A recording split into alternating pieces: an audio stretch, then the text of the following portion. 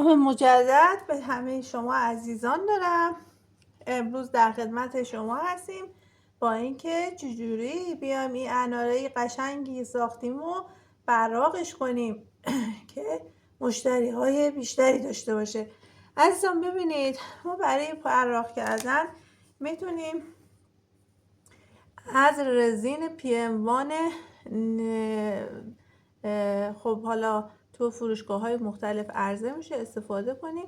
این رزین PM1 چون مخلوطی از مواد شیمیایی نیاز به هم زدن داره. شما حتما این رزین رو هم بزنید و به نسبت 2:1 با آب مخلوطش کنید، یعنی 2 حجم آب و 1 حجم از این رزین.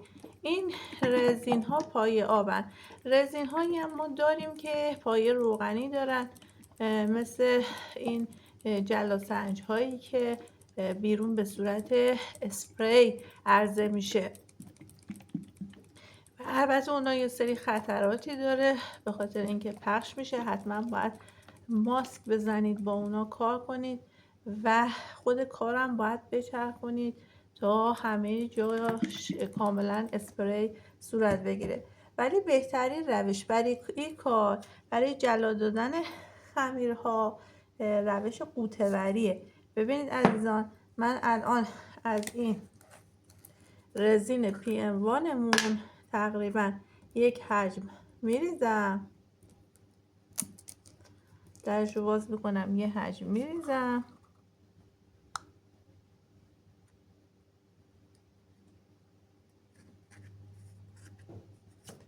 خب بعد درش رو میذاریم.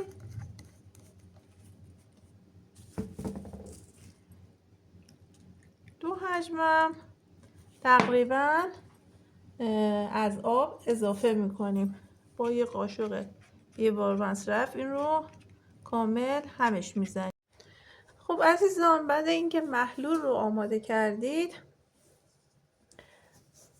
این محلول ماست که کامل همش زدیم، از اون انارهایی که ساختید و درست کردید حتما با استفاده از یه دمباری که دستتون آلوده نشه به حالت قوطه‌وری در داخل این مایع قرار میدید. چند بار تکونش میدید که کامل جذب کنه، بعد تکون میدید تا اضافه مایع به پایین ریخته بشه. بعد روی یه تیکه فیبر حتما این رو بزنید. ببینید الان این یه فیبریه که من اینجا گذاشتم، الان این رو روی فیبر قرار میدم. برای خشک شدن این باید 24 ساعت صبر کنید. باز اینجا به حالت قوطه‌وری در داخل قرار بدید، کابل این رو قرقابی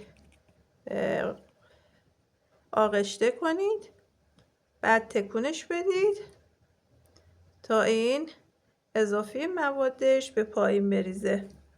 بعد این رو روی فیبر میزنید. عزیزان ببینید، ما علاوه بر این محلولی که اینجا درست کردیم، همچنین شما میتونید از رزین دیگه ای که وارنیش آکریلیک هست، حالا این مارک آنکر، استفاده کنید. من نتایجی که از این گرفتم بهتر بوده به جهت اینکه جلای بیشتری به کار میده. شما میتونید دهنه این وارنیش رو باز میکنید، یه کار انتخاب میکنید، داخل وارنیش میزنید، اینو تکونش بدید داخل وارنیش تا کاملا همه جاش وارنیش جذب بشه. بعد یه تکون دیگه میدید تا اون مواد اضافه ریخته بشه. روی یه تیکه فیبر این رو قرار میدید. حتما این کار رو بکنید، چون اگه که این همینطوری روی اسفنج قرار بگیره نامتقارن میشه.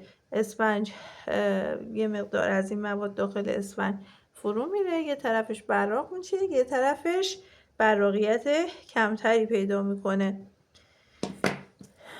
این ماده هم که ما اینجا استفاده کردیم، باز اگه کسی از شما عزیزان خواست این رو تهیه کنه، مشخصاتش اینجا هست.